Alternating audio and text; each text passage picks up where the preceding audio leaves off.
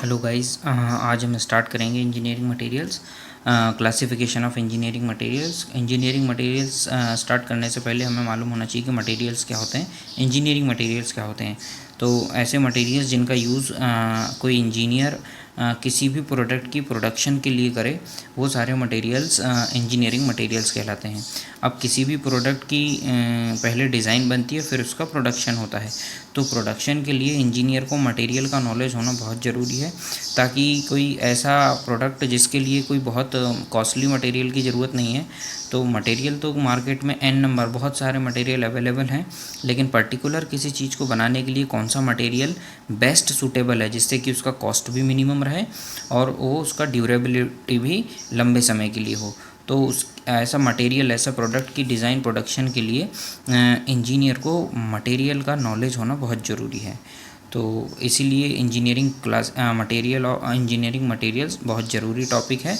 तो चलिए हम स्टार्ट करते हैं क्लासिफिकेशन ऑफ इंजीनियरिंग मटेरियल्स। ठीक, तो इंजीनियरिंग मटेरियल्स को सबसे पहले दो तरीके से क्लासीफाई किया जा सकता है, कह सकते हैं मेटल और नॉन मेटल। इंजीनियरिंग मटेरियल को दो तरीके से क्लासीफाई किया जा सकता है, नंबर 1 मेटल और दूसरा नॉन मेटल। ठीक, नॉन मेटल मेटल वे सारे मटेरियल्स जो रूम टेम्परेचर पे सॉलिड फॉर्म में हो, सॉलिड कंडीशन में पाए जाते हैं, वो सारे मटेरियल मेटल कहलाएंगे। एक्सेप्ट मरकरी, मरकरी ही ऐसा मेटल है जो लिक्विड फॉर्म में पाया जाता है रूम टेम्परेचर पे। बाकी सारे मेटल सॉलिड फॉर्म में पाए जाते हैं। नॉन मेटल ऐसे मटेरियल्स जो रूम टेम्परेचर पे तीनों फॉर्म में पाए जा सकते हैं, सॉलिड, लिक्विड और गैस। ठीक, मेटल जो होते हैं शाइनी होते हैं अपीयरेंस में। चलिए आगे बढ़ते हैं। मेटल को फिर दो तरीके से क्लासीफाई किया जा सकता है, फेरस और नॉन फेरस।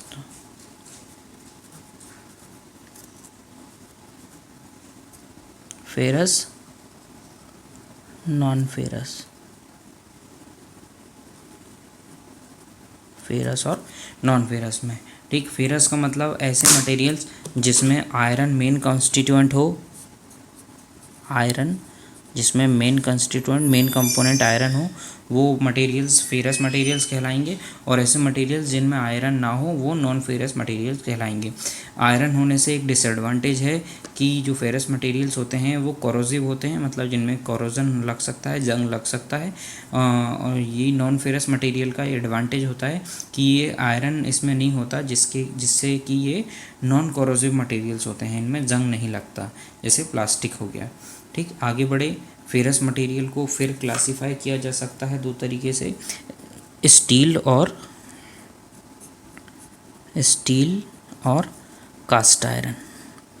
स्टील और कास्ट आयरन, ये डिपेंड करता है कि कितना परसेंटेज कार्बन उसमें हम मिला रहे हैं, वो स्टील और कास्ट आयरन को अलग अलग डिफाइन करेगा। ठीक, तो यदि हम कार्बन का परसेंटेज जीरो से 2.1% तक यदि रखते हैं, तो जो बनने वाला मटेरियल होगा वो स्टील कहलाएगा। और यदि कार्बन का परसेंटेज हम 2.1 से 4.7 तक रखते हैं, 4.7% तक रखते हैं, तो जो मटेरियल होगा वो कास्ट आयरन कहलाएगा। वैसे ये 4.7, इसकी हायर लिमिट 6.67 है, क्योंकि जब हम आयरन कार्बन डायग्राम में पढ़ेंगे तो देखेंगे कि जो लास्ट लिमिट है वो 6.67 तक।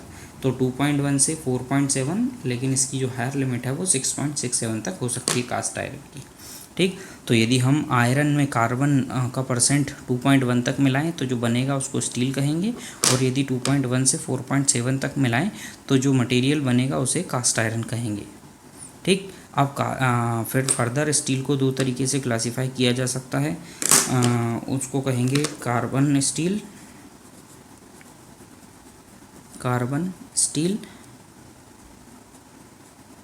यदि हम सिर्फ स्टील में कार्बन ही मिला रहे हैं, तो बनने वाला जो कंपोनेंट होगा, मटेरियल होगा, उसको कार्बन स्टील कहेंगे। और यदि कार्बन के साथ साथ कुछ दूसरी मटेरियल भी मिला रहे हैं, तो जो कंपोनेंट बनेगा उसे कहेंगे एलॉय स्टील। एलॉय का मतलब मिक्सचर, यदि हम आयरन अकेला मिला रहे हैं तो बनने वाला मटेरियल कार्बन स्टील होगा, और यदि हम कार्बन के साथ साथ कोई मटेरियल जैसे कि टंगस्टन, क्रोमियम, कोबाल्ट, कोई दूसरी मेटल मिला रहे हैं आयरन के साथ, कार्बन के साथ आयरन में, तो जो मटेरियल बनेगा उसे अलॉय स्टील कहेंगे। मतलब वो मिक्सचर होगा क्योंकि उसमें कार्बन के साथ कोई एक मेटल भी ऐड कर रहे हैं, तो इसीलिए उसको अलॉय स्टील कहते हैं। ठीक, engineering materials, metal, non metals, metal को फेरस, नॉन फेरस में क्लासीफाई किया, फेरस को फिर क्लासीफाई किया स्टील और कास्ट आयरन में, और स्टील को फिर क्लासीफाई किया है कार्बन स्टील और अलॉय स्टील में। यदि केवल स्टील में आयरन मिलाएंगे तो कार्बन स्टील बनेगा, स्टील में आयरन के साथ कोई एक मेटल मिलाएंगे तो अलॉय स्टील बनेगा। आगे बढ़ते हैं। कार्बन स्टील को भी 3 तरीके से क्लासीफाई किया जा सकता है। एक लो कार्बन स्टील, लो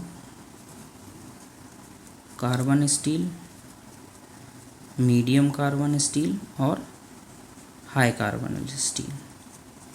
medium carbon steel, medium carbon steel और high carbon steel,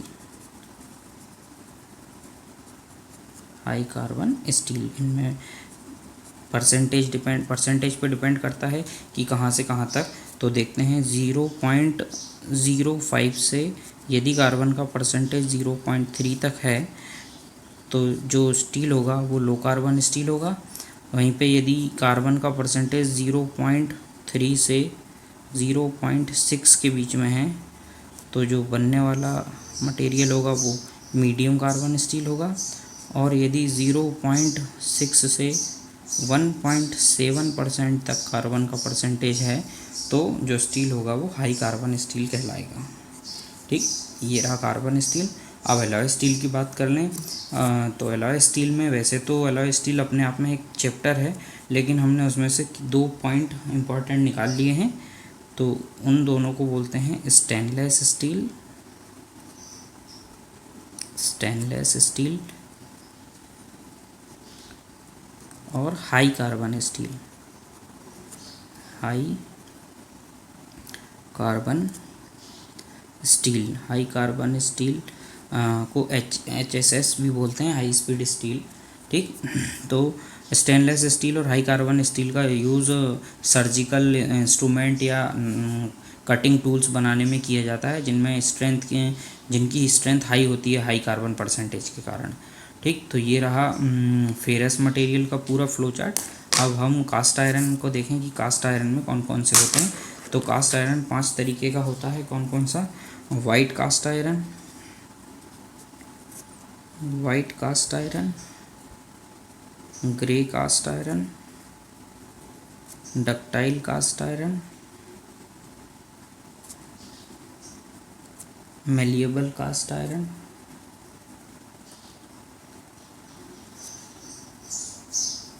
malleable cast iron और compacted graphite cast iron, compacted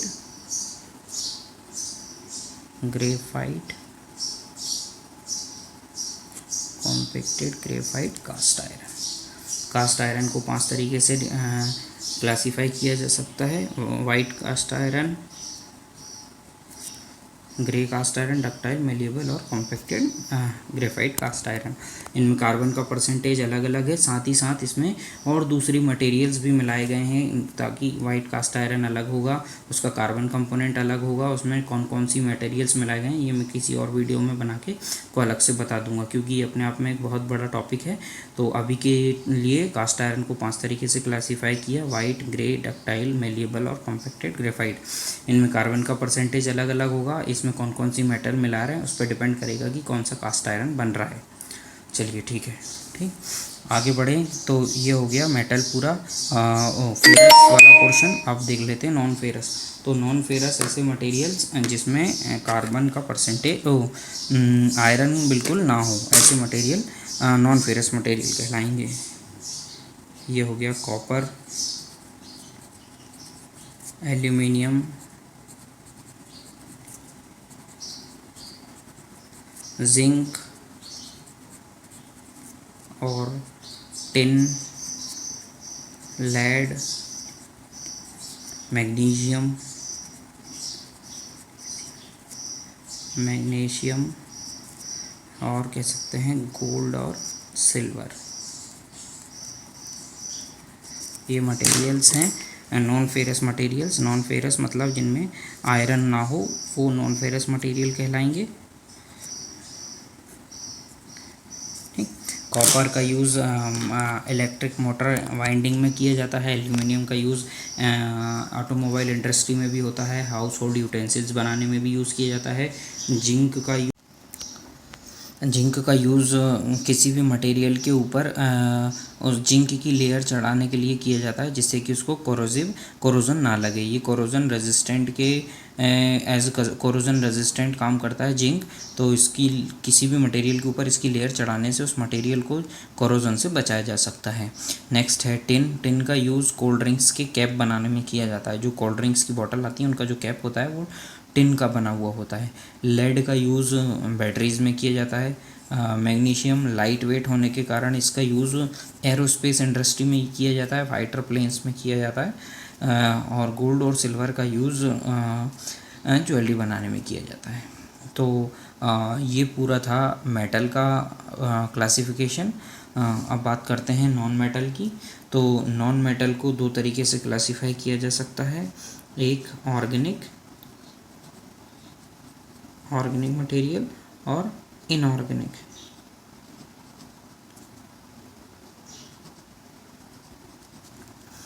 organic और इनऑर्गेनिक ऐसे मटेरियल्स जो लिविंग कंपाउंड से मिलते हों, लिविंग कंपाउंड से प्राप्त होते हों, वो कहलाएंगे ऑर्गेनिक कंपाउंड।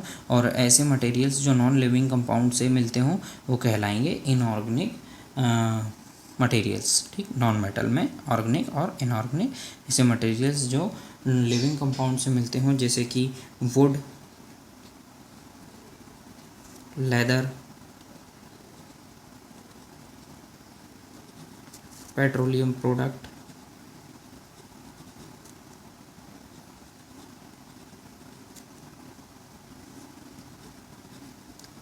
पेट्रोलियम प्रोडक्ट्स, ये हो गए ऑर्गेनिक कंपाउंड जो लिविंग थिंग से मिलते हो। जो लिविंग कंपाउंड से मिलते हो वो कहलाएंगे ऑर्गेनिक मटेरियल्स। और इनऑर्गेनिक मटेरियल्स जो नॉन लिविंग से प्राप्त हों वो कहलाएंगे इनऑर्गेनिक मटेरियल्स, जैसे ग्लास, एस्बेस्टॉस,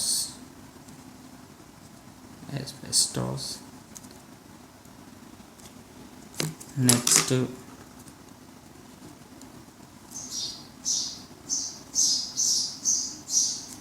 कंक्रीट,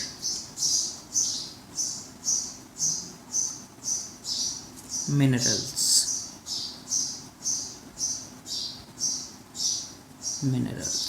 तो ये पूरा फ्लो चार्ट है। और भी हो सकते हैं इसमें, इधर यहाँ पे भी जो, ठीक। तो ये है classification of engineering materials. I hope आपको अंडरस्टैंड समझ में आया होगा।